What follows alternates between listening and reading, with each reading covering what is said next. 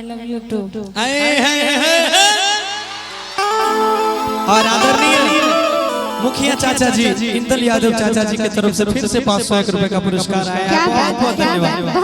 अब भाभी के लिए कहेंगे क्या? आपको भैया के लिए कहना है, हम भाभी के लिए कहेंगे कि बाटे गोरे गोरे इधर आइए जरा भाभी, इधर आइए। इतना दूर दूर काहे जा रही हो? आप ही के पति हैं। अरे कोमल ओठ लालेला कि हंसली तलिया भोलाई चिरा सखा। कम कर दे क्या? भाभी की ओर से मैं कहूंगी के पानी के नागेला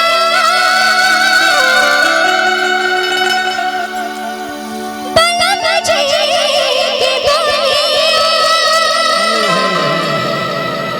आज बसरान घरे अपने डोलिया। जरा सा इको कम कर दीजिए दोनों में। इको थोड़ा थोड़ा कम कर दीजिए। इको कम कीजिए, बाकी डिले और रिवर्ब रखिए। इको कम कर। हाँ हेलो, हाँ हेलो ठीक। इसका भी हेलो, हाँ ठीक। कहेंगे क्या? क्या कि जैसन सचले रहनी, जैसन सचले रहनी, जैसन सचले रहनी वैसन भाभी मोर सागर नगोर बारी हो। जैसन सचले रहनी वैसन भाभी मोर बारी सागर नगोर बारी हो। हम गाएंगे भैया के लिए जैसन चाहे रहनी। हेलो हेलो जैसन चाहे रहनी वैसन भैया मोर सागर नगोर बड़ा। जैसन चाहे रहनी वैसन भैया मोर सागर नगोर बड़ा। मरते दम तक अगले जन्म तक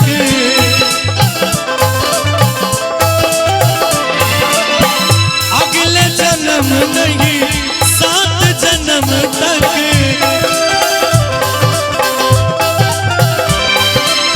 7 जन्म नहीं जन्म जन्म तक छोड़ेंगे न हम तेरा साथ ओ साथी मरते दम तक छोड़ेंगे न हम तेरा साथ ओ साथी मरते दम तक।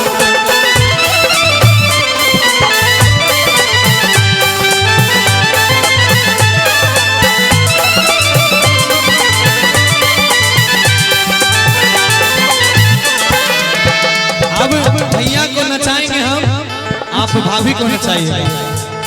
कहना है क्या? क्या मुकेश सर मुर्गी करेंगे क्या? कहेंगे? अच्छा एक बार डांस कर लेंगे हम दोनों फिर से। माइक के साथ ही 1 2 3 4 बाटे गोरे गोरे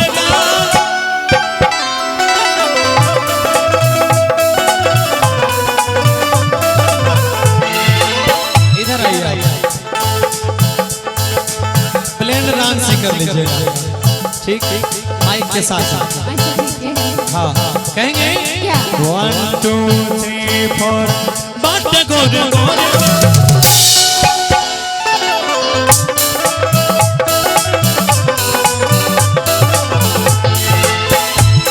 आपको भी करना पड़ेगा, इनको भी करना पड़ेगा ना। ना मंच पे कलाकार हैं दोनों लोग, भैया भाभी भी यहाँ है, फिर इनको भी नचाएंगे। हाय हाय तैयार हैं? 1 2 3 4 बाबू इधर हो जाइए।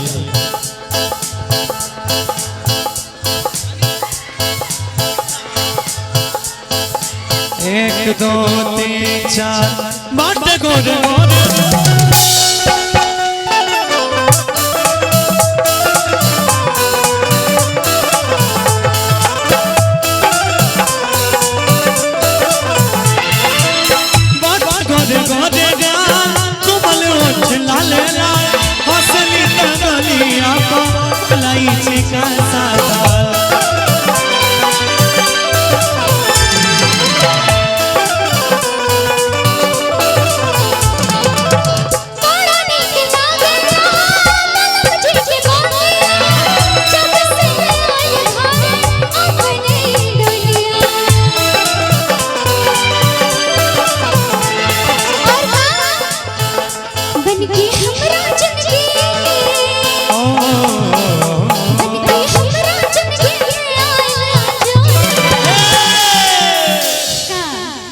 कि बन के हमारा जिंदगी में आई लिया जोर बारू। देखिए जैसे इनके लिए ये इनकी अंजोर है, वैसे मेरे लिए तो आप है ना। तो इनके भाव में हम आपसे कह रहे हैं, वो भाभी जी से कह रहे हैं कि बन के हमारा जिंदगी में आई लिया जोर बारू सावर लगो।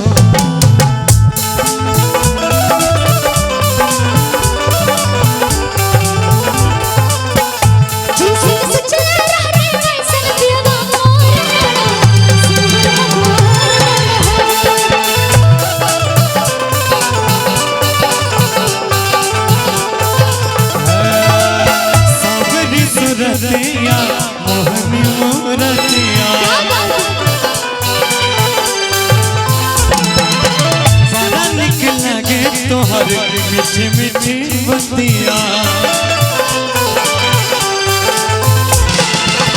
सावली सुरतिया मोहनी मोरतिया मराने दिलागे मीठी मीठी बोलिया मुस्की पकनिया के लुभा गईली मुस्की पकनिया के लुभा जैसन चले रही हम वैसन भैया हो पा गईली जैसन सखी रही हम वैसन सखी मरना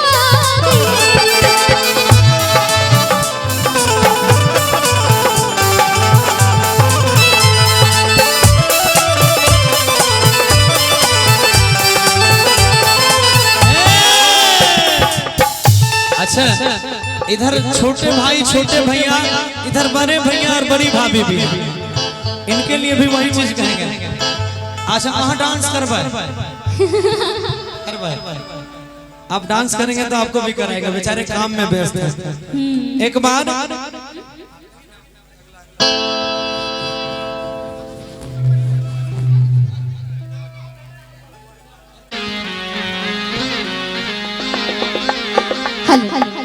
आइए बड़ा प्यारा सा फरमाइश है।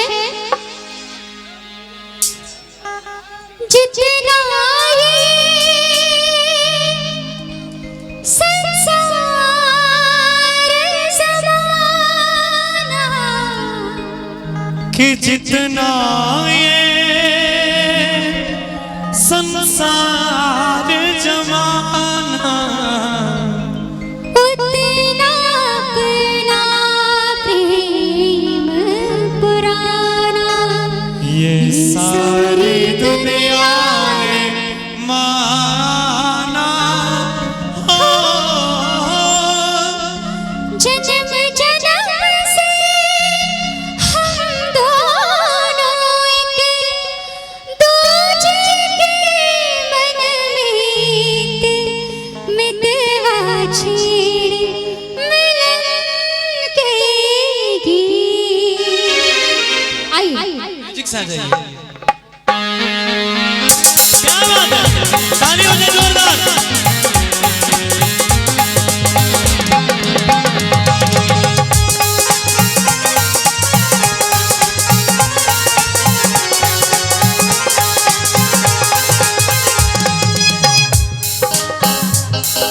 छेड़ मिलन के गीत मितवा छेड़ मिलन के गीत।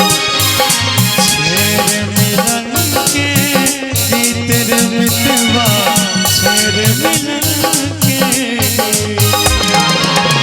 प्यार भरे गीतों का प्यार भरे गीतों का मौसम लेकर आई मितवा शेर मिलन के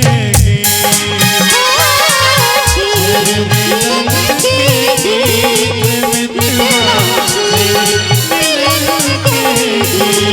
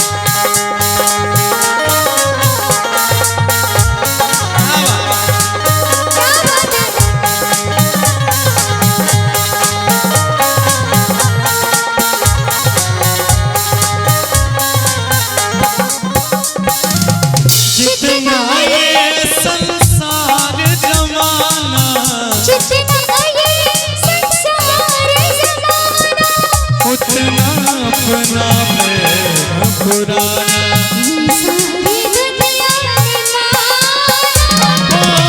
जन्म जन्म से हम दोनों प्रेम तेरा मिलेंगे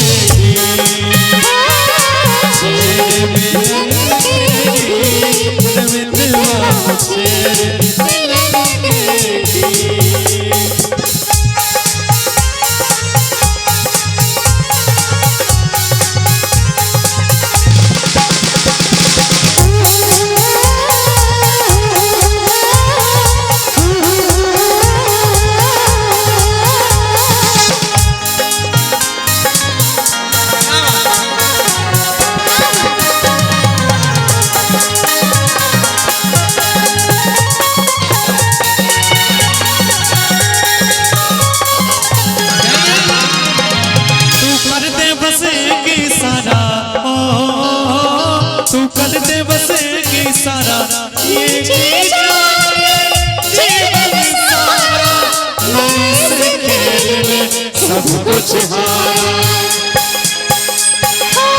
प्यार की एक नजर से मेरा प्यार की एक नजर से मेरा सब कुछ ले तू जी प्रेम तेरा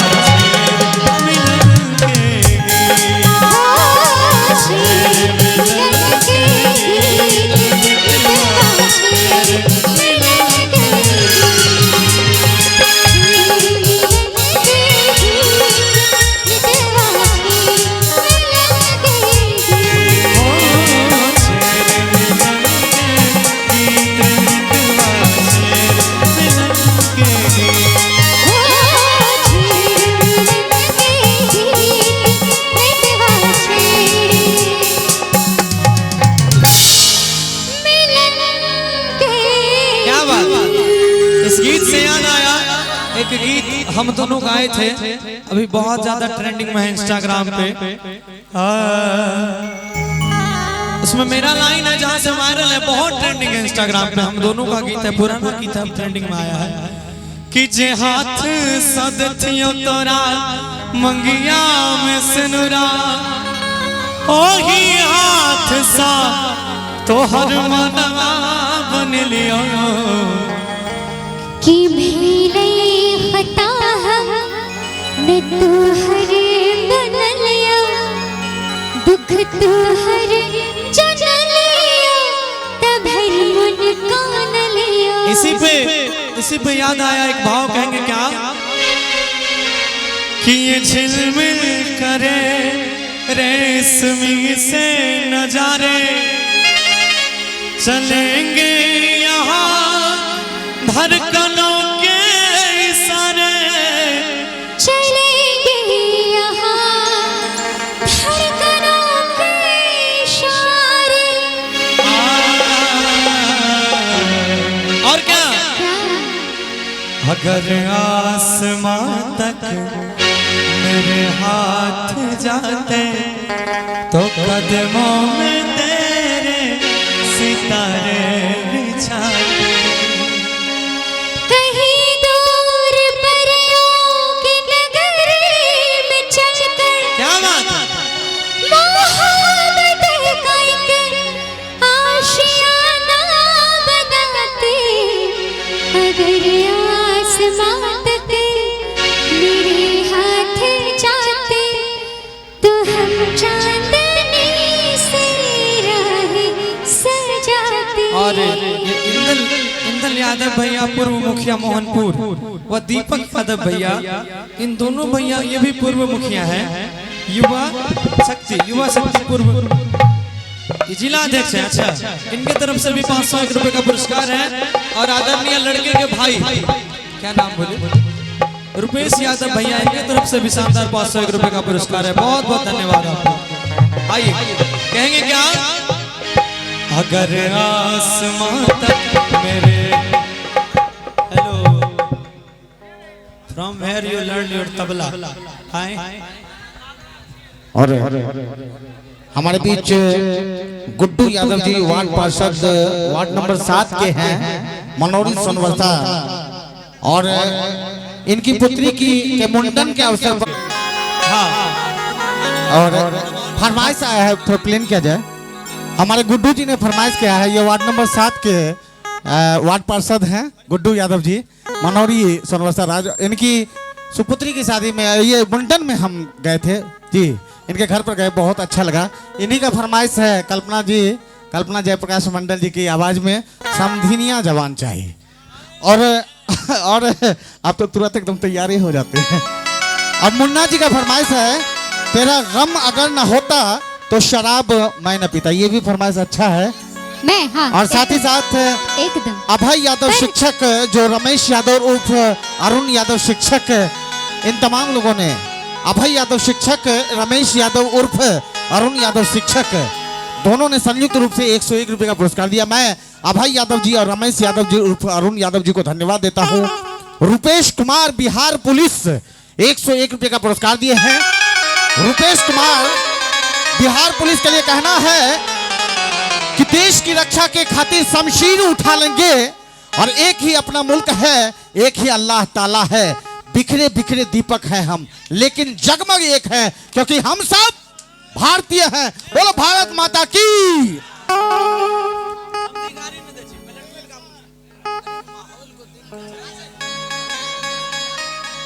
हाँ, दोनों गाना पूरा होगा। समधिनिया जवान चाहिए और तेरा गम अगर ना होता तो शराब मैं ना पीता। अच्छा, वो इस गीत के बाद मैं सुनाती हूँ, ठीक है? हाँ जी, और अभी है ना और इसमें। और मैं चाहूंगा कि एक देवी आई बेस दीजिए, है, बेस। एक देवी हैं, आप भी तैयार हो जाए। शबनम सरदार। हाँ हाँ, हल देखिए कितना छोटा जगह है और जिधर देखिए उधर ही लोग बड़े बड़े। अच्छा, कितने लोग हैं जो हम दोनों लोगों को प्यार करते हैं? हाथ खड़ा कीजिए। वाह, आई लव यू टू। हाँ, लेकिन वो लव यू नहीं, दिल वाला। हाँ हाँ, आइए।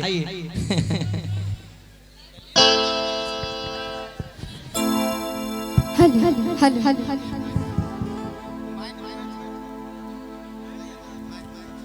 आओ, सबसे पहले क्या बात है, आदरणीय पप्पू कुमार यादव भैया जी, फौजी साहब, हनुमान नगर, फौजी साहब की तरफ से शानदार 501 रुपए। और आदरणीय मुखिया चाचा जी, इंदल यादव चाचा जी की तरफ से फिर से 501 रुपए का पुरस्कार आया। क्या बहुत बात, बहुत क्या बात, धन्यवाद। बहुत बहुत अब धन्यवाद। भाभी के लिए कहेंगे क्या?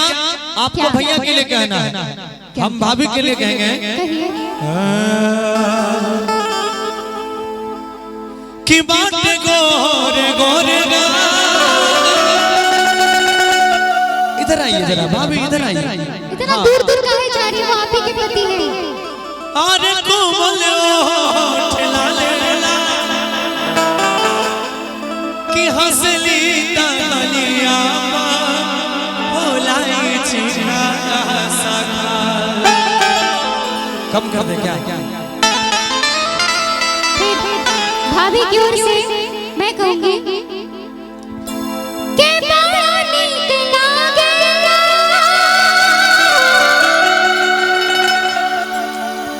बलम जी के बोलिया अजब से घर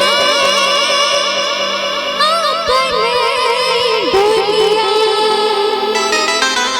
जरा सा इको कम कर दीजिए दोनों में, इको थोड़ा थोड़ा कम कर दीजिए। इको कम कीजिए, बाकी डिले और रिवर्ब रखिए, इको कम कर। हाँ हेलो, हाँ हेलो हेलो, ठीक। इसका भी हेलो, हाँ ठीक। कहेंगे क्या?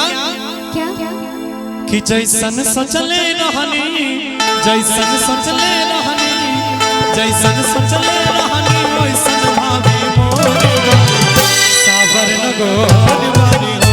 जैसन सोचले रहनी वैसन भाभी मोर बारी सागर नगोर बारी हो। हम कहेंगे भैया के लिए जैसन चाहे रहनी, हेलो हेलो, जैसन चाहे रहनी वैसन भैया मोर बड़ा। जैसन चाहे रहनी वैसन भैया मोर बड़ा। मरते दम तक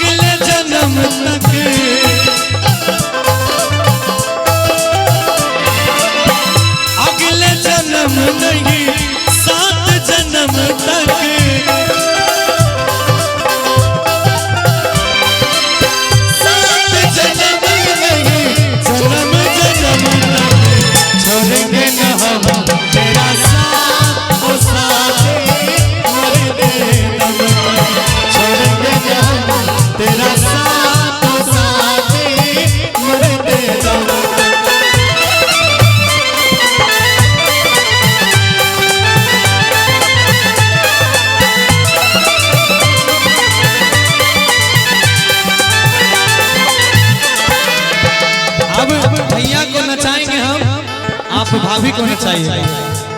कहना है क्या? क्या? मुकेश सर मुर्गी करेंगे क्या? कहेंगे? अच्छा एक बार डांस कर लेंगे हम दोनों फिर से माइक के साथ ही। 1 2 3 4 बात गोरे गोरे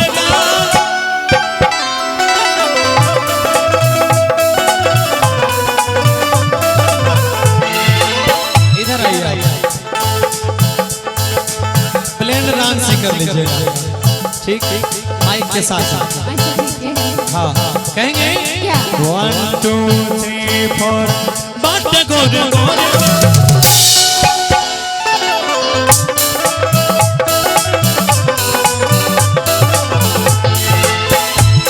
आपको भी करना पड़ेगा इनको भी करना पड़ेगा ना। नहीं मंच पे कलाकार हैं दोनों लोग भैया भाभी भी यहाँ है फिर इनको भी नचाएंगे। हाय हाय तैयार है 1 2 3 4 बाबू इधर उधर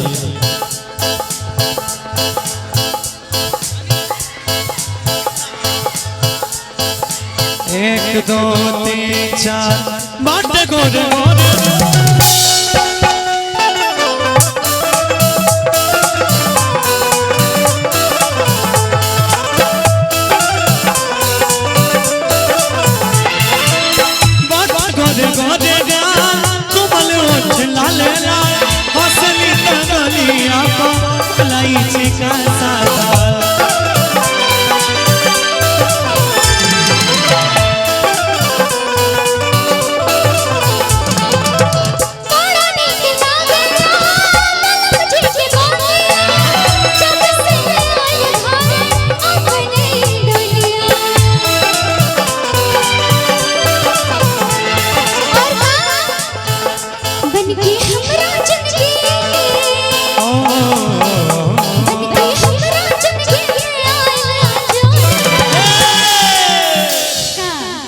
कि बन के हमारा जिंदगी में आई लिया जोर मारो। देखिए जैसे इनके लिए ये इनकी अंजोर है वैसे मेरे लिए तो आप है ना। तो इनके भाव में हम आपसे कह रहे हैं वो भाभी जी से कह रहे हैं कि बन के हमारा जिंदगी में आई लिया जोर मारो सावर लगो।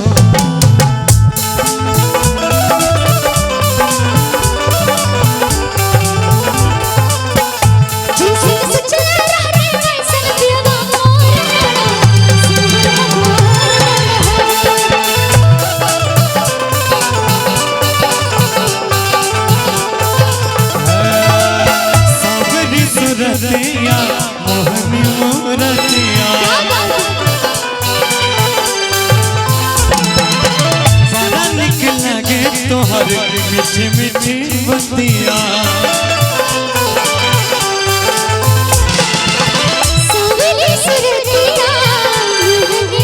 क्या बात है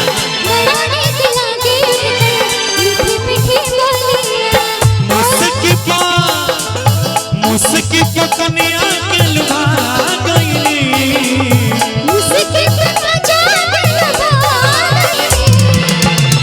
जैसन चले रही हम वैसन भैया दिन पा गई।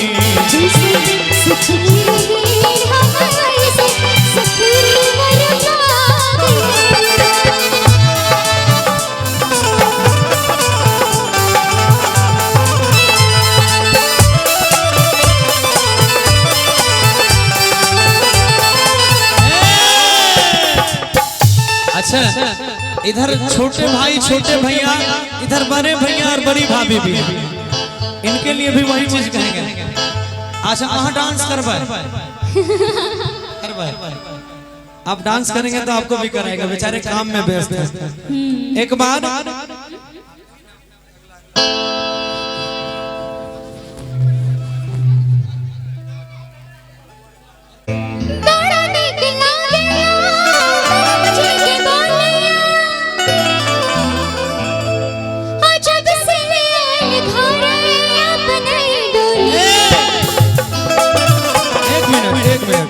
भाभी आई है भैया तो व्यस्त हैं। भाभी के लिए हम दोनों भाई के तरफ से कहेंगे, आपकी भी भाभी हुई, हम सबों की तरफ से कहेंगे इनके लिए भी कि भौजी हमसे हाथ से बोले बतियावे के परी, भौजी हमसे हाथ से बोले बतियावे के परी, और क्या दिल दे बनो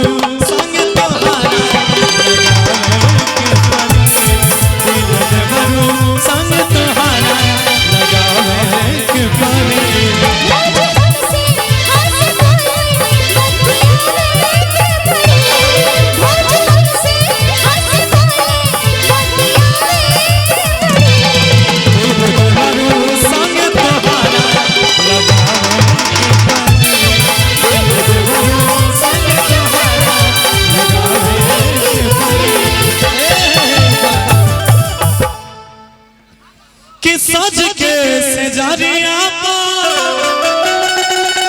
आर गोरी जाब बैठली कि रही रही देखिया अपन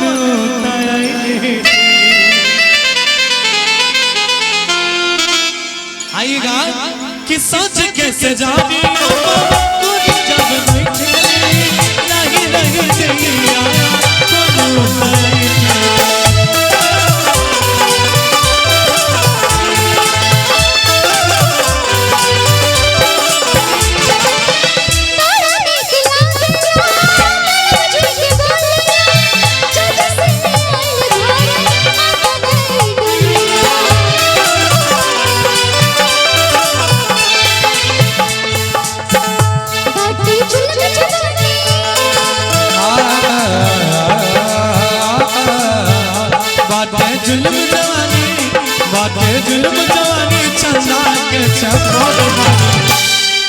अब नाचना पड़ेगा, अब तीनों बिना नाचे नहीं चलेगा। तीनों गोतनी एक दिस, दोनों भैयारी एक दिस, एक भैयारी काज कर रहा है, तीनों गोतनी उन्हें एक दिस।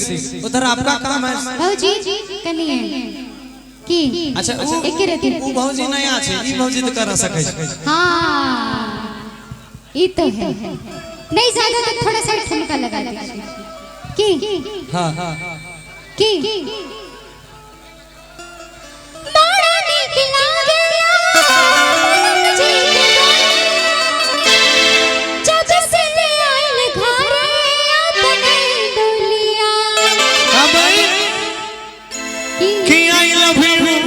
भौजी, अरे आई लव यू भौजी, I love you,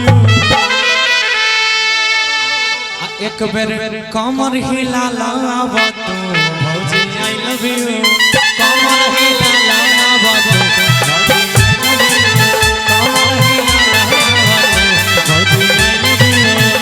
I love you भौजी, आई लव यू भौजी, आई लव यू।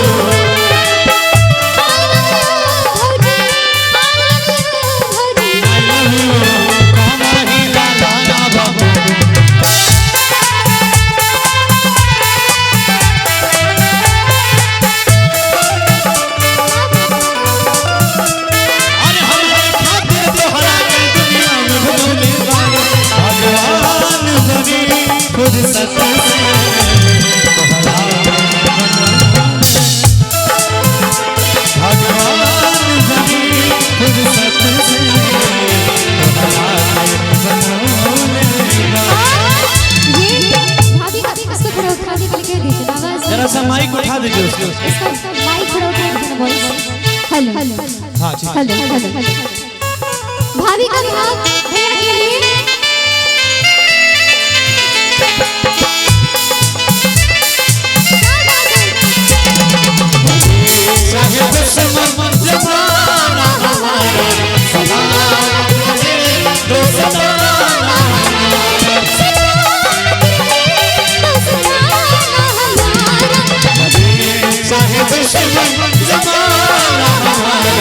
Zamaana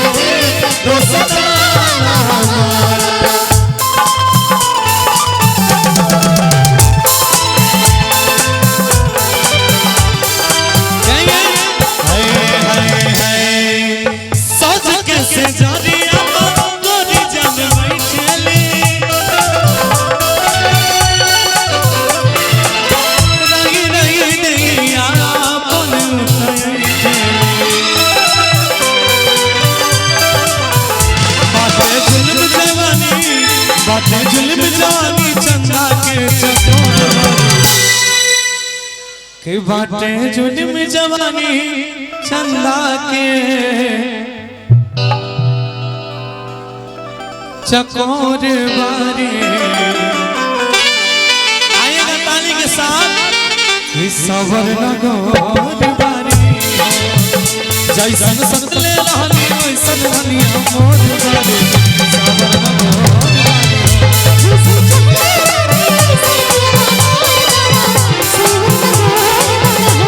सवर नगोर